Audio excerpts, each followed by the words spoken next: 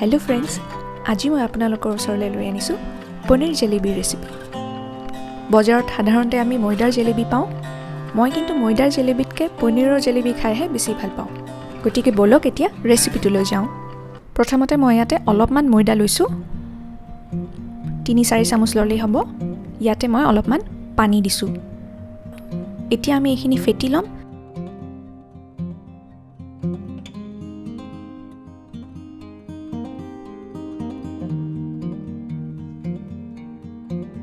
দেখিছে ইয়াতে অলপো ময়দা গোট বান্ধি থকা নাই।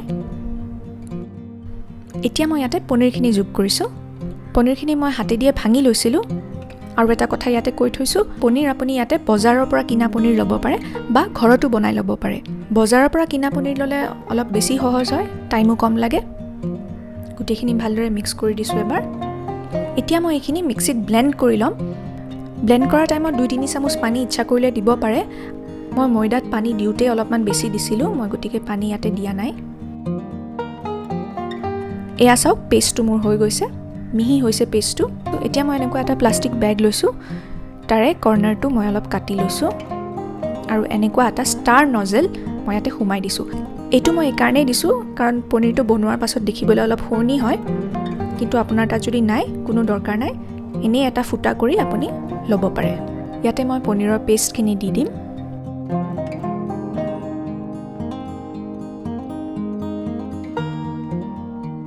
এটা ৰাবাৰ বেণ্ড ইউজ কৰি মই ওপৰৰখিনি বান্ধি লৈছোঁ।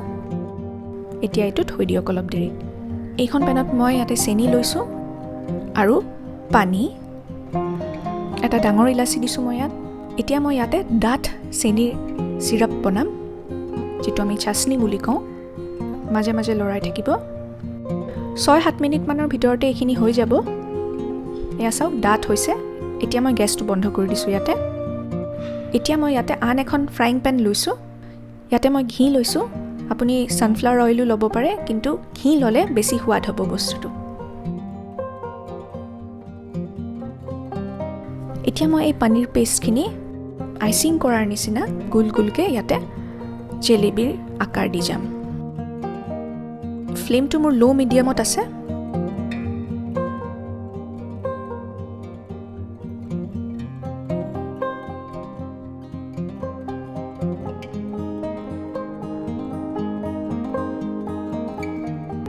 দুই মিনিট ভিতৰতে আপুনি দেখা পাব তলৰ পিনে এইখিনি গল্ডেন ব্ৰাউন হৈ গৈছে। সেইটো সময়তে আমি জেলেবীখিনি উল্টাই দিম আৰু আনফালেও একেদৰে ভাজি ল'ম।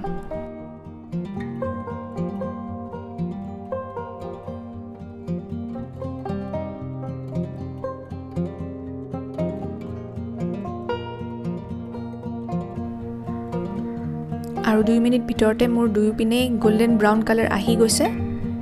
এতিয়া মই এই জেলেবীখিনি ঘিৰ পৰা উঠাই আমাৰ চেনিৰ যোনটো চিৰাপ বনাইছিলোঁ তাতে থৈ দিম।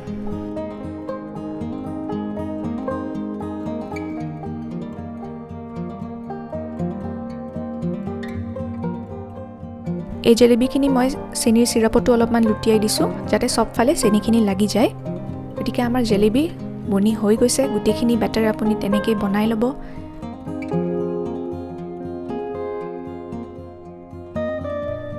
আৰু মই ইয়াতে প্লেট এখনত উলিয়াই দিছোঁ। অলপ ওপৰত মই কাটা পিস্তা দি গাৰ্নিছ কৰিছোঁ।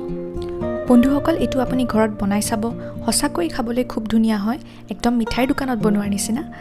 আৰু এবাৰ ঘৰত বনোৱাৰ পাছত এইটো আপুনি কেতিয়াও মিঠাইৰ দোকানত বিচাৰি নাযায়।